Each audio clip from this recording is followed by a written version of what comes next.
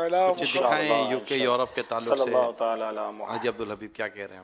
میں جی کالز موجود ہیں، کالز کچھ لیتے ہیں، کچھ کالز اور ویڈیوز بھی ہیں۔ ویڈیو تاثرات ہے، ویڈیو تاثرات بھی دکھاتے ہیں۔ جی جی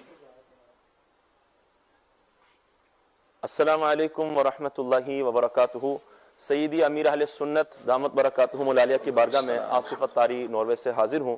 یا سیدی، ان دنوں میں میڈیا اور سوشل میڈیا پر کرونا وائرس کو بہت زیادہ اٹینشن ملی ہوئی ہے اور یقیناً لوگ اس کی وجہ سے پریشان بھی ہیں۔ ناروے میں حکومت کی طرف سے یہ احتیاطی تدابیر پیش کی گئی کہ لوگ آپس میں میل جھول کم رکھیں اور اس کو نافذ کرنے کے لیے کچھ اصول و ضوابط بھی طے ہوئے۔ آخرکار اس کا اثر یہ ہوا حضور کہ یہاں کے روحانی مراکز، عاشقان رسول کی مساجد، ان کو بھی بند ہونا پڑا، اور کل جو دن گزر گیا یا سیدی، نماز جمعہ کی جماعت بھی نہیں ہوئی۔ یقیناً اس وجہ سے عاشقان رسول کے دل افسردہ ہیں کہ یہ تاریخ میں یہاں پر پہلی مرتبہ ایسا ہوا ہے۔ آپ کی خدمت میں سوال یہ ہے کہ ایسی سچویشن کے بننے میں ہمارے اعمال کا کیا کردار ہے، اس میں ہمارا کیا قصور ہو سکتا ہے، اور دوسری بات یہ پوچھنی ہے کہ ہمیں اس موقع پر کیا کرنا چاہیے، کیا پڑھنا چاہیے، اور اپنی روحانیت، اپنی توجہ کو دین کی طرف مرکوز رکھنے کے لیے ہمیں کیا کرنا چاہیے، اس کے حوالے سے رہنمائی فرما دیجئے۔ السلام علیکم ورحمۃ اللہ وبرکاتہ۔ وعلیکم السلام ورحمۃ اللہ وبرکاتہ۔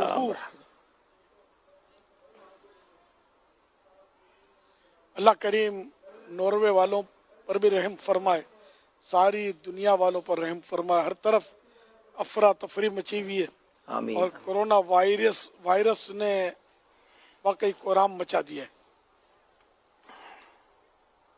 اللہ کریم آسانی فرما دے محبوب کے صدقے میں۔ اس موقع پر صبر و ہمت سے کام لینا چاہیے، اور سنسنی خیز خبروں کا تبادلہ نہ ہو۔ پہلے سوشل میڈیا نہیں تھا تب بھی مسائل تو ہوتے تھے، لیکن اس سے حالات پیدا نہیں ہوتے تھے۔ جیسے اب سوشل میڈیا کی وجہ سے میں سمجھتا ہوں بہت زیادہ خوف و ہراس پھیل گیا ہے، اور دعا کرتے رہنا چاہیے۔ اللہ تعالیٰ کی بارگاہ میں بندہ گر گڑا عاجزی کرے، اس سے پناہ مانگے، اس کے پیارے محبوب بندوں کا وسیلہ پیش کر کے التجائیں کرے۔ اچھا، اب رہی ہے کہ ہمارے گناہوں کی سزا۔ اب یہ فائنل کسی بات کے بارے میں نہیں کہا جا سکتا کہ ہمارے گناہوں کی سزا ہی ہے، ہو سکتا ہے، لیکن ہر ایک کی اپنی اپنی نیتیں ہوتی ہیں۔ جیسے کہ زلزلہ آتا ہے، ہمارے یہاں پاکستان بھی تھا اس میں لپیٹ میں، اور کچھ ہند کا حصہ تھا، کچھ میرا خیال ہے کشمیر کا حصہ تھا، جو پچھلے چند سال پہلے جی ہاں، زلزلہ آیا تھا، اور لاکھوں جانیں جی اس میں گئی تھی۔ اتنی جانیں کرونا میں نہیں گئی جتنی جانیں اس میں، جی جی، کئی گنا زیادہ اس میں تو اموات ہوئی تھی۔ لاکھوں کا فگر ہے۔ جی ہاں، تو اس میں یہ ہے کہ جیسے اس طرح کے معاملات جو ہوتے ہیں، سونامی آیا تھا، جی، سونامی نے بھی بڑی تباہی مچائی 2 لاکھ سے زیادہ بتایا جاتا ہے کہ اس میں انڈونیشیا میں جی ہاں، بندہ آچے۔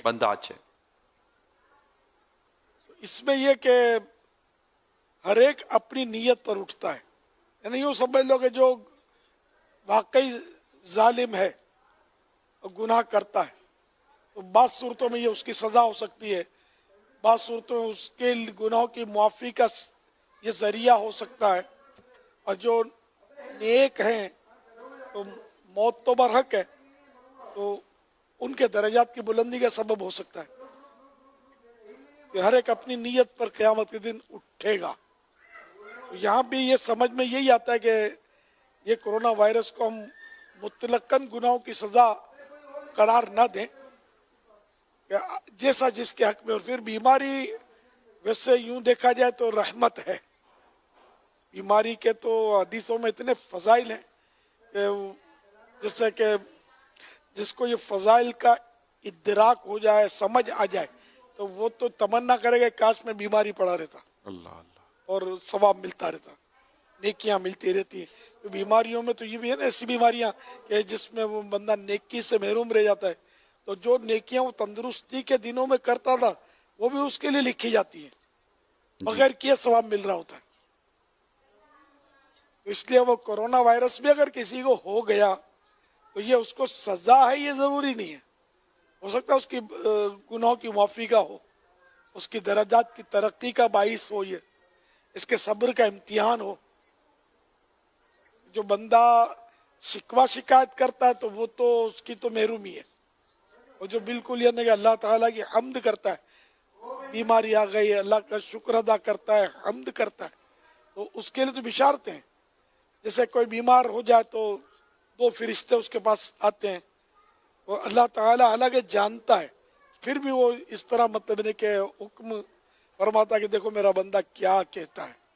اب اگر بندہ جو عیادت کرنے والے آتے ہیں ان کو کہتا ہے اللہ تعالیٰ کی حمد و ثنا کرتا ہے, الحمدللہ ہر حال میں اللہ کا شکر ہے, یعنی وہ اس کو اپنے صحت مند ہوں ان مانو کرنی کہ ہر حال میں اللہ کا شکر ہے, تو اللہ کا وہ شکر ادا کرتا ہے, حمد کرتا ہے, تو اللہ تعالیٰ اس سے خوش ہوتا ہے اور اس کے لیے بشارتیں ہیں, اور یہاں تک کہ اس کی مغفرت کی بھی بشارت ہے. اب میں ساری ورڈنگ بھول گیا ہوں حدیث پاک کی, تو اس طرح کی حدیثیں ہیں. تو یہ کرونا وائرس بھی ہو سکتا ہے کہ بہت سے مسلمانوں کی جنت میں داخلے کا سبب بن جائے, ہو سکتا ہے کسی غیر مسلم کے ایمان لانے کا سبب بن جائے, کچھ بھی ہو سکتا ہے. تو اس لیے مطلب مطلقاً گناہوں کی سزا اس سے نہ کہا جائے. یہ میرا اندیا ہے, میری مطلب سمجھ میں یہ آتا ہے. واللہ تعالی اعلم ورسول اعلم عز وجل وصلی اللہ تعالی علیہ وآلہ وسلم. صلو علی الحبیب صلی اللہ تعالی علی صلی محمد. اللہ تعالی. جی عبدالربیع بھائی, ایک مرتبہ حضرت سیدنا لقمان مزید حکیم calls اور اسی طرح رحمت ویڈیو اللہ پیغامات ہیں. تعالی علیہ نے اپنے بیٹے کو نصیحت کرتے ہوئے فرمایا, بیٹا جب بھی کوئی مصیبت آئے تو اسے اپنے حق میں بہتر سمجھنا, اور یہ بات دل میں بٹھا لینا کہ میرے لیے اسی میں بھلائی ہے. اگرچہ بظاہر وہ مصیبت ہی نظر آ رہی ہے, لیکن حقیقت یہ ہے کہ اس میں آپ کے لیے کوئی نہ کوئی بہتری ضرور ہوگی. ایک اور روایت ہے, حضرت لقمان حکیم رحمت اللہ تعالی علیہ نے اپنے بیٹے کو نصیحت کرتے ہوئے فرمایا, بیٹا جس طرح سونے کے کھرے کھوٹے ہونے کا پتہ آگ کے ذریعے چلتا ہے, اسی طرح انسان کے نیک ہونے کا پتہ مصیبتوں کے ذریعے چلتا ہے. لہذا اللہ پاک جب کسی سے محبت فرماتا ہے تو اسے مصیبت میں ڈالتا ہے, جو اس پر راضی رہتا ہے اللہ پاک بھی اس سے راضی ہو جاتا ہے, اور جو ناراض ہوتا ہے اللہ پاک بھی اس سے ناراض ہو جاتا ہے. صلو علی الحبیب صلی اللہ تعالی علی محمد. صلی اللہ